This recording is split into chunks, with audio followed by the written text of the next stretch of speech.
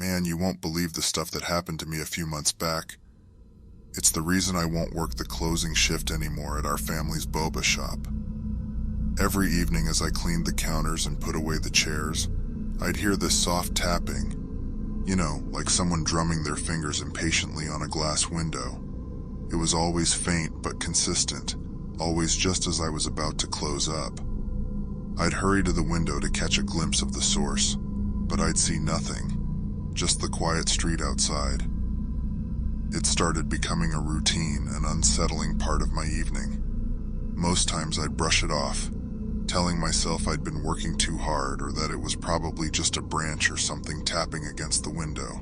But then one chilly evening, as I was counting the cash register's contents, the tapping sounded louder, more deliberate. I snapped my head up, and through the dim light outside, I made out a tall silhouette just outside the entrance. I could hear a low voice as if someone was murmuring to themselves. "One almond boba, no ice," it repeated eerily like a broken record. I felt my heart race. Who was this? And why at this hour? A customer wouldn't lurk like that, but driven by a combination of fear and frustration, I mustered up the courage to face this late-night lurker. Grabbing the shop's baseball bat from under the counter, just in case, I slowly approached the entrance. However, as I neared the door, the figure stepped back, disappearing into the shadows. Left in its place was an old, faded boba cup. Curiosity taking over, I bent down to pick it up, noticing a piece of paper tucked inside. Unfolding it, I read the handwritten note. "I prefer my drinks served cold like the night." Goosebumps immediately spread across my skin. The next morning, I shared the incident with my dad. I expected him to brush it off or say it was a prank. Instead, he paled, recalling an almost similar incident from his early days running the shop. He told me about a customer who'd come in every night for an almond boba with no ice. This went on for a while until one fateful night, when the man was involved in a fatal accident right outside the shop. Moments after getting his order, we both stared at each other, the weight of the story settling in. My dad decided to have the shop blessed, and I switched my shifts. No more late nights for me. The tapping stopped after that night, and the silhouette never appeared again. But every now and then, as I enjoy my own almond boba, I can't shake off the feeling of being watched. Maybe it's just my paranoia, but I always make sure to leave the shop before night falls. After all, some customers might just prefer their drinks a little too cold for my liking.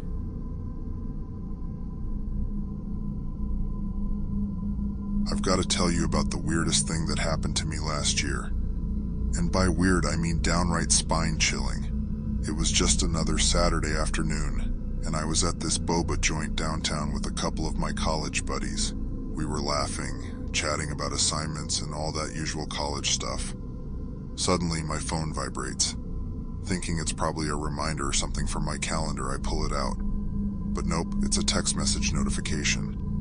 Not just one, but a whole bunch of them. The strange thing, they're all from an unknown number. Weird, right? Curiosity getting the better of me, I open the messages.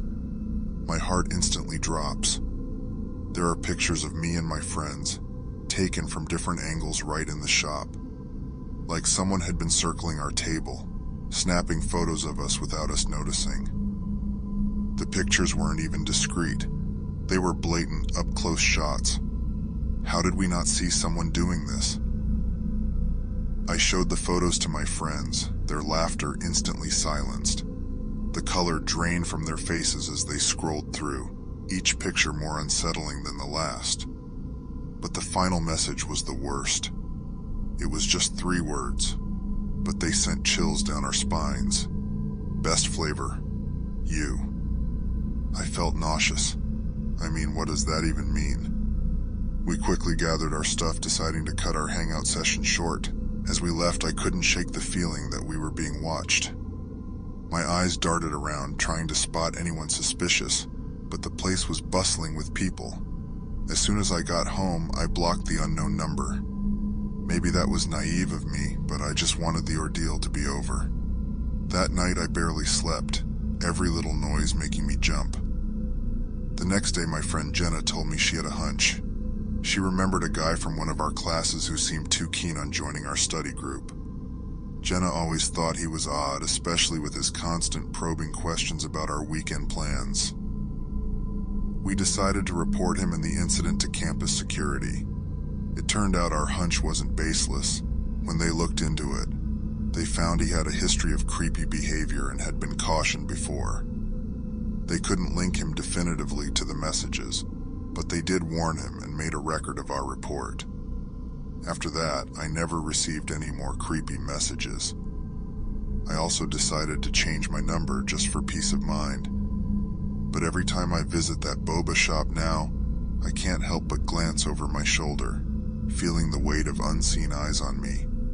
It's crazy to think that places where you feel most relaxed and safe can become the settings of your nightmares. So if there's any lesson in all of this, always trust your gut and keep an eye out. You never know who might be watching.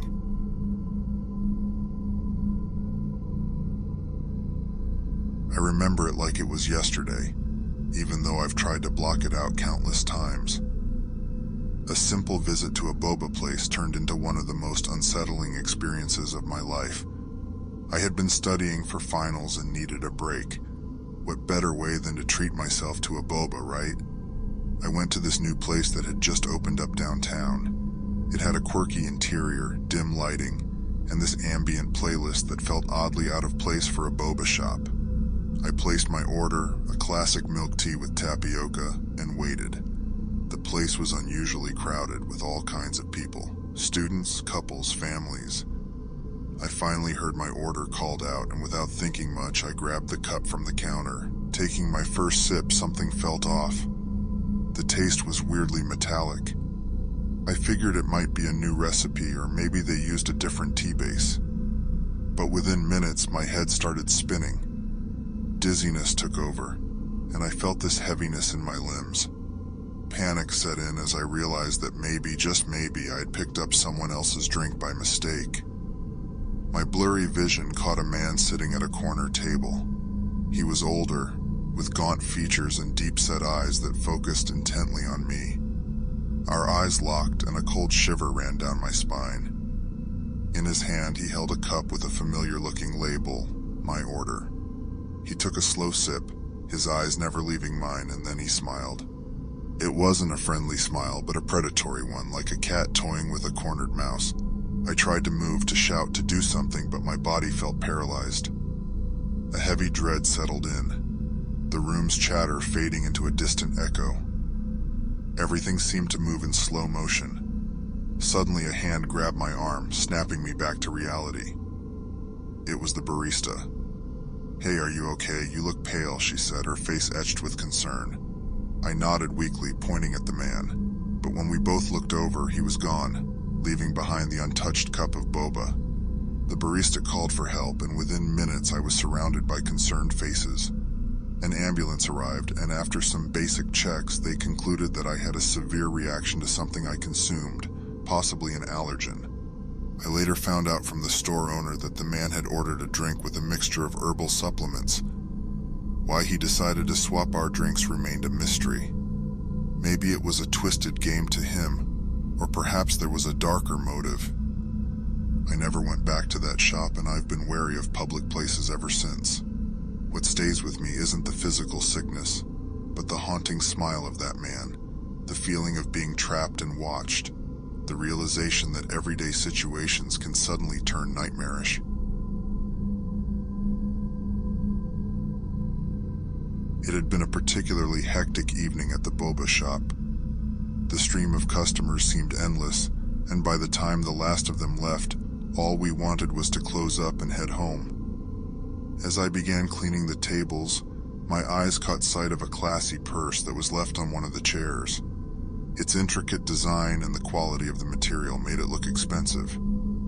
"Hey Sam, someone forgot their bag," I called out to my colleague. We were a close-knit team, often looking out for each other and our regulars. With the hopes of finding some identification or a contact number, we opened the purse. Inside was the typical assortment: a red lipstick, a compact mirror, a few scattered coins, and a leather-bound notebook.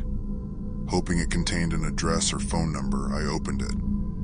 But what I found instead sent a shiver down my spine. Page after page was filled with photographs. Candid shots of customers sipping their drinks, engrossed in conversation, or lost in their phones. Each photo had meticulous notes attached, date, time, and sometimes even personal details like names and what they had ordered. My hands trembled as I flipped through the pages.